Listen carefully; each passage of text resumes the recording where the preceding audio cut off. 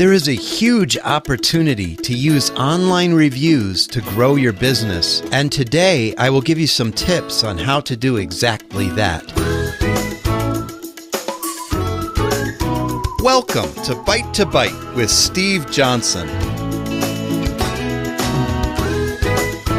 Hi, this is Steve Johnsen, and today I want to talk to you about how to grow your business with online reviews. This is the second of a two-part podcast about using online reviews to grow your business. Last time, we talked about the huge discrepancy between the way business owners and consumers look at online reviews. Close to 95% of consumers trust and are paying attention to online reviews, and less than half of business owners do. Less than a third of business owners are really proactively managing their online reviews. We talked about some of the reasons why business owners are not leveraging online reviews as much as they could. We also looked at some studies by Harvard Business School, Berkeley, Microsoft, etc., on how much you can grow your business and sales with online reviews. We saw how a 1-point jump in your star rating can have a huge impact on your conversion rate and your sales. We also talked about the difference that one review can make in your average star rating if your rating is on the fence. Even if you get all your business through referrals, which is good, you may not realize how much your online presence, and reviews in particular, are affecting your referrals. Our last podcast explained why some people are losing referrals right and left because of online reviews. In this podcast, we'll get into some of the details on how to get reviews, the best ways to manage online reviews, as well as some specific tips regarding Yelp. We'll get to the best practices for growing your reviews, managing your reviews, and responding to reviews in just a minute. But because of all the questions I've gotten about Yelp, I want to address the question of Yelp first. A lot of business owners that I talk to, a lot of my clients, have complained to me about Yelp. You're probably aware that Yelp has a history of lawsuits filed by business owners, and there's even a documentary coming out about Yelp. The documentary alleges a, quote, mafia-style protection racket, end quote, being run by Yelp. Now, I'm not suggesting that this is the case. I do understand, though, the frustration that business owners feel. Yelp has some pretty aggressive salespeople, and it's probably true that they may have said some things to business owners to insinuate that they'll get favored if they advertise with Yelp. But I believe Yelp is genuinely trying to bring some objectivity to the reviews process. I think their approach is misguided in some ways, but I don't think it's malicious. There are ways to deal with these issues on Yelp, and it's one of the things we help our clients with. Yelp does a few things that's different from a lot of reviews sites. First, Yelp has a policy against asking for reviews. If you say to a customer, "Hey, if you like our service, could you leave us a review on Yelp?" you are violating Yelp's terms of service. If Yelp finds out about that, they reserve the right to delete all your good reviews or to remove your listing from their website. I think this is misguided. There is an inherent bias toward negative reviews because it's the people who are upset who are more likely to post a review. So I believe we need to regularly ask all our customers for reviews to counter that bias. Yelp has even gone so far as to say that if you're asking your customers to review you anywhere, Google, Facebook, TripAdvisor, etc., they can terminate your account or penalize you. To me, this is over the top. Yelp should not be dictating the terms of service for other companies' websites. But anyway, that's what they say, although I don't know how they can police it. The second thing that's different about Yelp is that they're really aggressive about not publishing reviews that may be fake. It's more of a shoot first and ask questions later policy. Yelp admits on their website that 28% of reviews, almost a third of reviews, don't actually get published. So the business owners that talk to me are really frustrated because they'll see a fake review from somebody who's not a customer that did get published on Yelp when it shouldn't be, and they have 3 or 4 customers that left a really positive review, and they're very legitimate reviews, and those didn't get published, and they're not being factored into their star rating. That's just really frustrating to people. I don't believe that this is deliberate or malicious on Yelp's part. I believe that they're genuinely wanting to filter out fake reviews. But it doesn't appear they're taking an approach that most people would agree with. So get help with Yelp. One of the things that we're doing with our clients is getting them help with Yelp. This is part of our Moxie Boost Guardian review management program. We help our clients learn how to take those positive reviews that have been hidden on Yelp and are not published and get them published. We've looked at some of the factors that makes Yelp label a legitimate review as a fake one, and when you change those factors, you stand a good chance of getting the good reviews published. A lot of it has to do with whether the user has a fully completed Yelp profile and how much content they've contributed to Yelp. We also help our customers with how to get fake negative reviews removed. You can flag fake reviews if they violate Yelp's terms of service, and it's really helpful to point out what specific term is violated when you do the flagging. So we help our customers learn how to grow their Yelp presence without paying Yelp's advertising fees, because that same money would be 100 times more effective if invested in a good local SEO program or some other more efficient form of advertising. The point is that there is a way to manage your Yelp reviews, and there are ways to manage all of your reviews across all the major review sites. So let's talk about best practices. Here are just a few tips in no particular order. Number 1, have a system for asking for reviews. Now, I know this is not necessarily easy to do. You really have to stop and think about your process and incorporate this into your process and train your employees. But do have a system. Tools can really help. One of the things we give our customers in our Moxie Boost Guardian program is a feedback page and a mobile app. So they can put their customer's mobile number or email address into the app and click the button, and the customer gets an invitation to provide feedback. And you just make that part of your process. You train your employees to make it part of their process. And every time you serve a client, you say, hey, can I send you a request for some feedback? And that just becomes part of your process. Then our tool takes any kind of negative feedback and sends it directly to you. And if there's positive feedback, then we invite the customer to provide an online review and give them some direction on where to go to do that. Because that's a challenge for a lot of customers. Even if they want to leave you a review, they may not know where to go or how to do it. So having tools is good, but especially have a system and make it part of your process. That's really important. Number 2, respond to negative reviews promptly and properly. If you get a negative review, respond to it promptly and politely. Though it may not feel like it, people are doing you a service by providing feedback. Even if it's feedback that you don't want to hear, it's probably something that you need to hear. And even if it's not something you need to hear, it's probably something you need to address. The best way to respond to a negative review is to do it politely. In our Moxie Boost Guardian program, we provide lots of sample responses to our clients. And we even have a service where we respond for our clients right away to any new reviews. If you take the negative review personally, it's hard to formulate a good response. But if you respond to the negative review quickly and well, many times you can get customers to modify their negative review. They were just posting a review because they're upset and they want to be heard. Just by your responding politely and responding appropriately, they feel heard. Maybe you'll be able to address their concerns, and you might change that negative review into a very positive one. At the very least, most review sites allow you to respond publicly, And so anyone who's looking at that negative review can also see that you are responsive, that you care about customer service, and they can see your side of the story. So respond to negative reviews right away and respond politely without getting upset. Or hire someone to monitor and respond to reviews for you. Number 3, respond to positive reviews. It's also good to respond to positive reviews.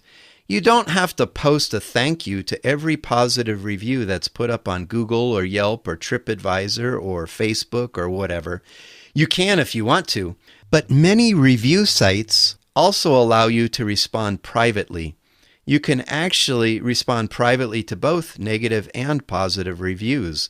You can respond privately to positive reviews and say, "Thanks for the feedback. I really appreciate your taking the time to leave this review."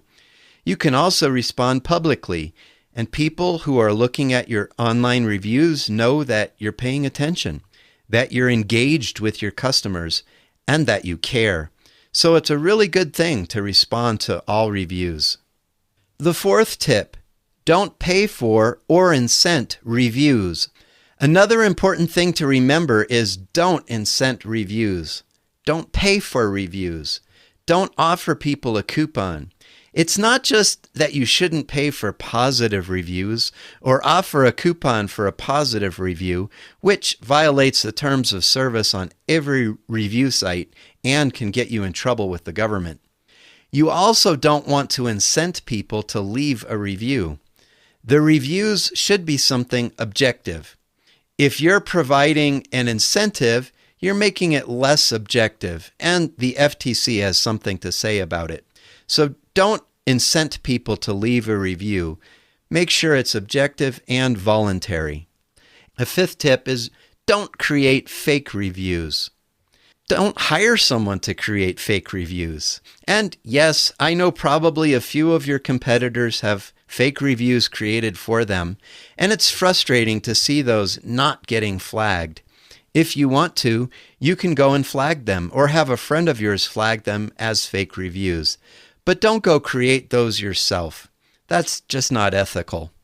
A 6th tip, don't hire someone who is guaranteeing a certain number of reviews. Don't hire someone who guarantees positive reviews, because the only way they can guarantee that is to create fake reviews. Avoid any kind of service that is guaranteeing that you'll get positive reviews or a certain minimum number of reviews, because I can almost guarantee that they're probably creating fake reviews to do that. You just don't want to deal with those people. And a 7th tip, be aware that Yelp penalizes businesses that ask customers for reviews at all. It's not just asking for positive reviews. If you're asking customers to leave a review on Yelp in any way and Yelp finds out, they can penalize you. You can say that you're on Yelp, and you can say, "Find us on Yelp." But you may not want to link directly to your Yelp profile. At a minimum, don't link to your Yelp profile and say, "Leave us a review." If you do ask customers for reviews and they're Yelp users, tell them to find your business on Yelp and review it. Now let's talk about how to ask for reviews. This is one of the biggest things that comes up with my clients. They say, "I don't know how to ask for reviews. It feels awkward. When do I do it? What do I say?" The thing to keep in mind is that people want to share.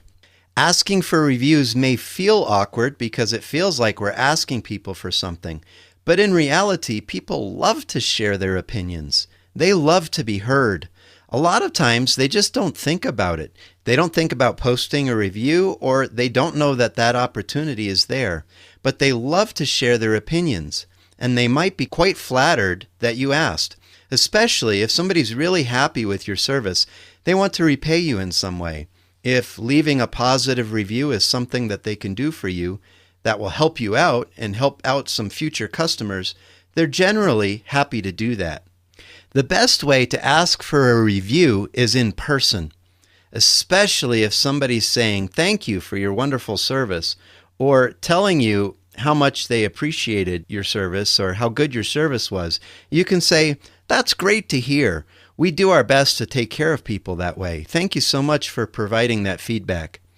You can then go on to say, it's that kind of feedback that can really help other prospective customers feel more confident in choosing us. So if you don't mind, could you write what you just said in a review on Google or Facebook or TripAdvisor or Better Business Bureau or whatever site you want to send them to? That would be really helpful. In the tools that we provide our clients in our reviews management program, MoxieBoost Guardian, we make it easy to link to the top sites that you want people to leave reviews on. And you can use our app to share those links with your customers. But you can also do the same thing yourself and help them know where to go. When they let you know how much they appreciate you, you say, "Thanks for the feedback." That kind of feedback can help other potential customers in deciding to work with us. If you're willing to share it, it would be great if you could say what you just said to me in an online review. If you have an app or some online tools, you can put in their mobile number or their email, and the process is automated. Or you can give them a list of your review sites, and they can then write the review when they go back home. You can also strike up a conversation with a customer in your store or at your office. When you're looking for reviews, it reminds you to keep tabs on your customer service. You can strike up a conversation with someone and ask them, "How was your experience?" Don't go directly to asking for the review, but if they keep the conversation going and you have the sense that they're open to it, you can ask at the end of your conversation, "Well, thanks for the feedback. We love sharing that kind of information with potential customers so they can feel more comfortable choosing us. If you're willing to share it, it would be great if you could share what you just said to me in an online review." Now, here's another pro tip. Don't have people leave reviews in your office or in your store. Google, Yelp, and all the major review sites, they know when someone is posting from your office. If customers do post from your office, there's a high likelihood it will get flagged as fake. So have your clients go home or go back to their own office to leave the review. Here's another tip. You can ask for reviews over the phone. If you don't have the opportunity to ask the customer in person, you can ask the same questions over the phone in the same kinds of conversations, especially if someone's appreciating your service or if you just concluded your transaction. You can say, "Have we taken care of everything? How was your experience today?" If you have a sense that they're open to it, you can say, "Hey, if you wouldn't mind, would you share that in an online review?" You can also ask customers via email. You can send out an email blast to all of your past clients, or even better, send a personalized email to your client. It's much better than a bulk email. You can also incorporate your request for a review into your email templates and make it part of all your organization-wide emails. You have something at the bottom of each email that says, "Did you like your experience? Leave us a review." You can make this part of your service delivery process by incorporating it into purchase receipts, thank you pages, etc. Or if you've got some kind of review management tools, instead of asking directly for reviews, you can say, "Provide your feedback here." Then the tools will catch the negative feedback, and if the feedback is positive, it will ask the customer for an online review in an automated fashion. It's not just customers that you can ask for reviews. You can also ask your vendors or your partners or other people that you're doing business with. They might be very happy and willing to give you a review. So just a final note about tools. I don't know your situation. Maybe you already have a review management program, or maybe you're not in a position right now to grow your business with online reviews. But I would be really remiss if I didn't tell you about our programs. We have a reviews management program called MoxieBoost Guardian, which costs less than half a cup of coffee a day. But it's actually not a cost. It's an investment, and one that could have a huge return on investment for you. With that program, we're actually monitoring 50 plus different websites for you every single day, letting you know when somebody leaves a review so you can respond promptly. We also have tools and an app that allow you to solicit feedback from customers and direct them to the right places where you want them to go to leave an online review. We have a step up from the MoxieBoost Guardian program called MoxieBoost Alpha Team, where we are actually managing and responding to the reviews on your behalf. If somebody leaves you a review, we'll go in and make the response using your voice and interacting with your customers for you. I highly recommend using a reviews management program like this because it's not about what the program costs. It's about what it'll cost you not to use it. How much will it cost you if you have a negative review that you don't know about? How much will it cost you if your competitors have much better reviews than yours? How much will it cost you to accept a 20% slower sales growth than you deserve? Your potential customers are online searching for you every single day, and I really want them to find you. One quick request from me. If you're a regular listener of our podcast, or if you found this podcast useful, or if you've been a client of ours, I'd like to ask you for a review. If you could go to Google or Yelp or Superpages or Yellow Pages or Facebook, whatever your favorite platform is, and leave a review for Cloud Mountain Marketing, I would surely appreciate that. Also, if you've enjoyed this podcast and found it beneficial, pass it on to others. Feel free to forward the email you received or send this link to somebody else. Have a wonderful day.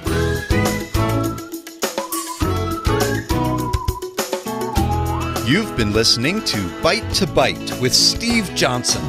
For more episodes, go to bytetobyte.biz. That's bytetobyte.biz. That's a .biz, not a .com, and that's BYTE, folks, not BITE. Though if you want to spell it that way, that's fine too.